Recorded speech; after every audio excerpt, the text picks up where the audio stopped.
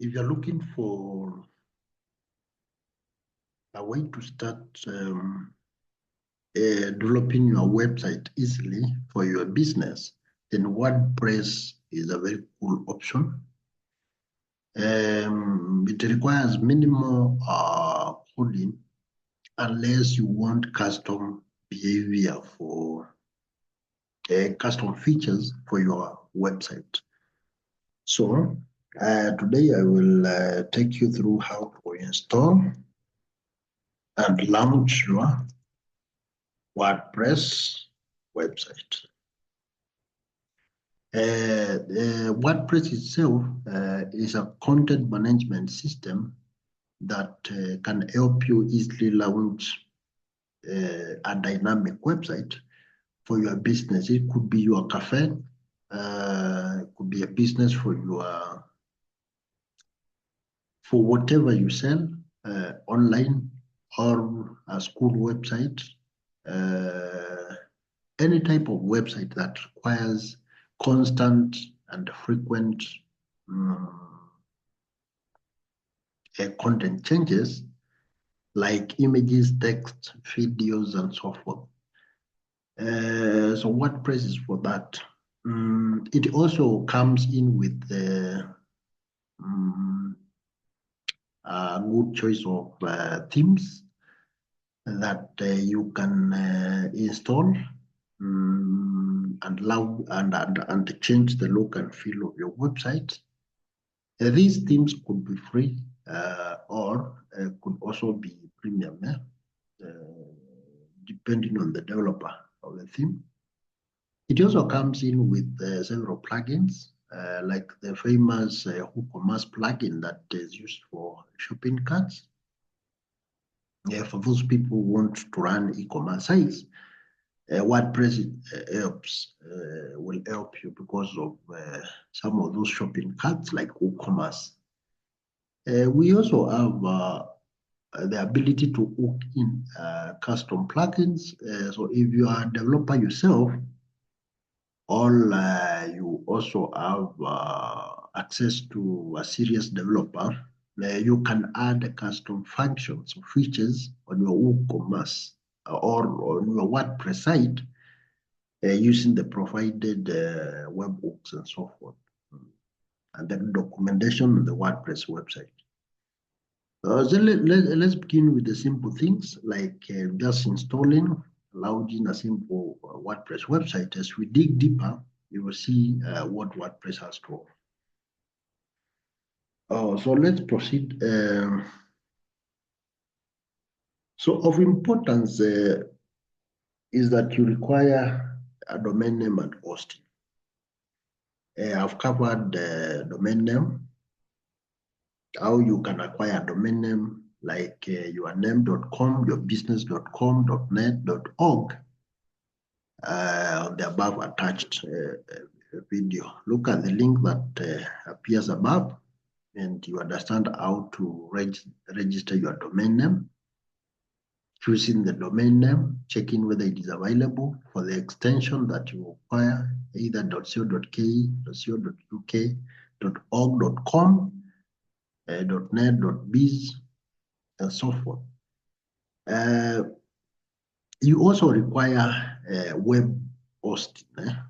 I've also attached a link above, and now you can get hosting and the type of hosting that works for you.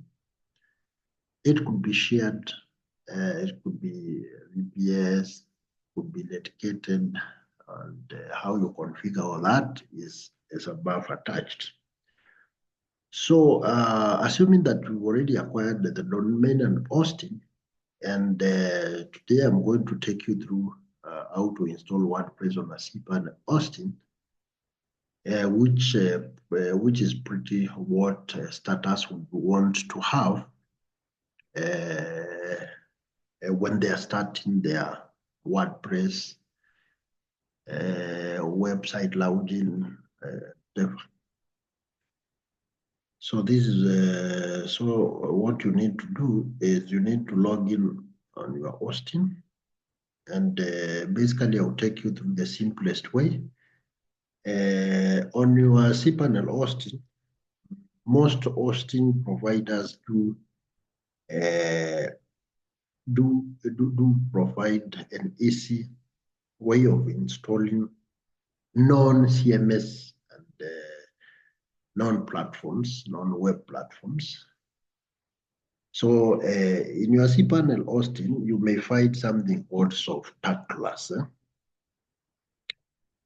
Software class, which is an app installer.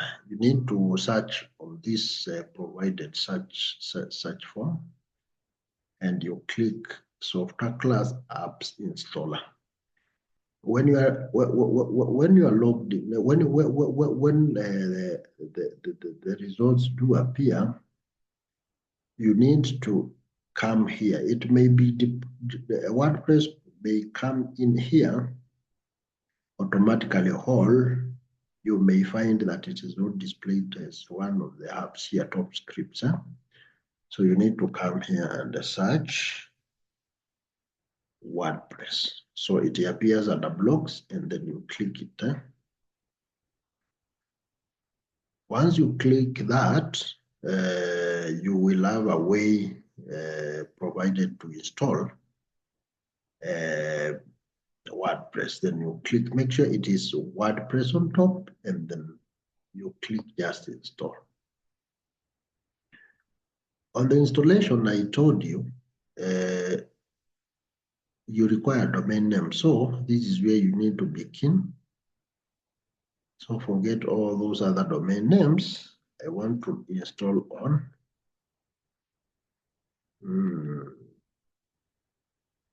this domain name. So pavement.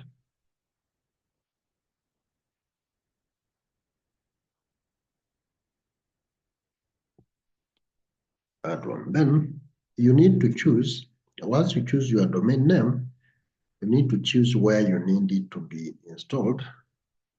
So for me, I will require it there, and then you choose most probably the latest WordPress version, which will be on top.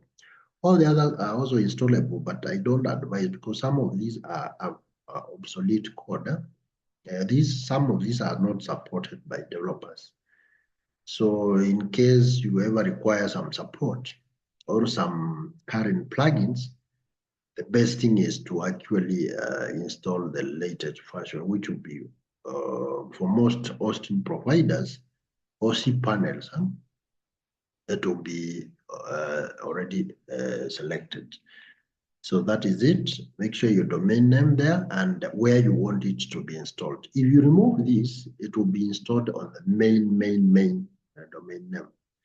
On this, it will be, if you write like this, it will be installed inside this directory as a subdirectory of the main domain directory. So that is it. Then here you need to write your site name. So here I can write something like Wiki Demo WordPress site, like that. Here I will have my username. Here you may leave the ones that are already provided. But for me, I will have my own password. Make sure it is strong enough, it will indicate to you. And then here is an email, the admin email. You may leave the default one or provide one. For this one, you need to be sure of what you need to be installed. You may just install as it is. Make sure the language is something that you can understand, like English for me. And then that is it. So after filling all that, you need to email installation details. You can have an email where the installation details can be sent, or you leave it blank because you can remember them. So the password, let me make it 8. So for this, just add in something like, we'll make it what is required. And for me, let me copy because I may forget. So please proceed and install. So it will automatically install WordPress exactly where you chose it to be installed in the cPanel. Within minutes, it will be successful and you'll be given a front, a customer end, and an admin end. So let's see our customer end. That is our customer end. That is WordPress with the default theme. We will go ahead and customize further so that it looks better. And this will be the admin end, right? So you just open like that. It gives you a default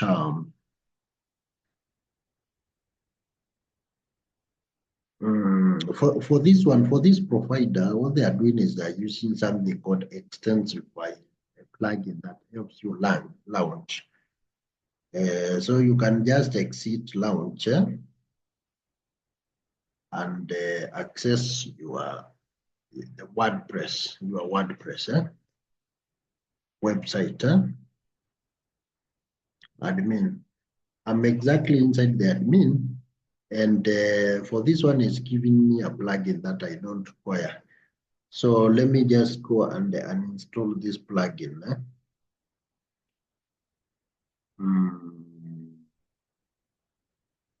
Install plugins. There's a plugin that they automatically install, that provider automatically installed called Extensify.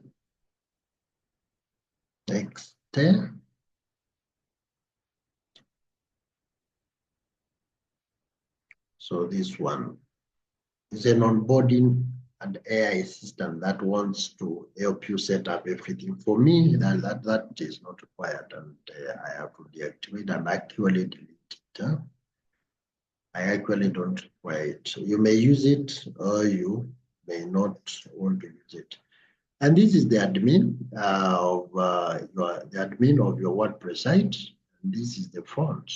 And you are actually done with the installation, and you actually have a site. If you want to see the where exactly that was done, automatically by software class, you need to log in your cPanel and look at the folder, the one that you chose to have the installation done in, which for me is WordPress. And I can just go direct to my cPanel. Mine has so many domains, so I have to go to the exact domain where I had everything installed for my WordPress site, which for me is this domain inside the WordPress folder. So these are the files, and if you need to customize further beyond what the admin provides, this is where now you will access. So you'll find that there are 3 main directories inside the WordPress site, which is the WP admin, which is actually this one. You see, it is WP admin, where the files that manage the admin side of WordPress, a WordPress site, will be located. So in case you need to customize the code of your WordPress site, this is where you need to access. Then we have the WP content. This is where you find the content. Now, content has to do with the plugins, themes, and images.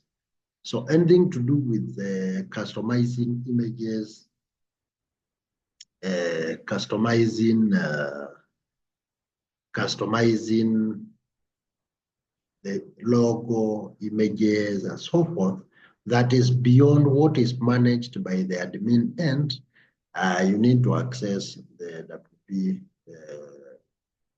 WP content, which has the plugins. Okay, we'll look at that later. And it has the themes that control the look and feel. These are the default things that are installed. We'll also look at that. And we have the uploads. Uploads is where now we get the images now. Yeah, of course, in many subfolders. And because for the start, we don't have images, that's why you see it's actually empty. That is it. And then of importance now, and that's why I took you to the code part, you need to understand how to manage your WP config, okay? WP config is the configuration file. That is the scope for this video in matters code. The WP config is the configuration file that has the DB details. These are the DB details. We have the DB name, DB user, DB password. They were automatically created when we were trying to install using software class. Otherwise, if you did not have software class, you would have created this manually. So that is one of the advantages of software class. And then we have some security keys. You leave that for now. And we have the table of prefix, very important, WP. And then we have some settings that help you debug. It's called the WP debug variable. It's here. This one is the one that helps you debug. In case you have any problem in your WordPress site and you want to understand exactly what is happening, this line at line 88 or another line, but actually WP debug, when it is false, it means it is not displaying any errors. If you want to display errors, in case they are there, and you want to debug your site and understand what is happening, in case of any wrong functionality or some bugs, you set that as true, yes? And then when you run your front or back, you'll be able to understand exactly what is happening. For now, it's just a new installation and may not actually have any bugs or errors. So that is it. Let me set back to false because I don't want to display bugs and errors for now. And now we also have the settings, not important for now. So I just wanted to show you line 88, WP debug, and the DB table prefixes, and the DB name, username, DB password, and DB host, which of course the default is localhost. That is it for now. You have your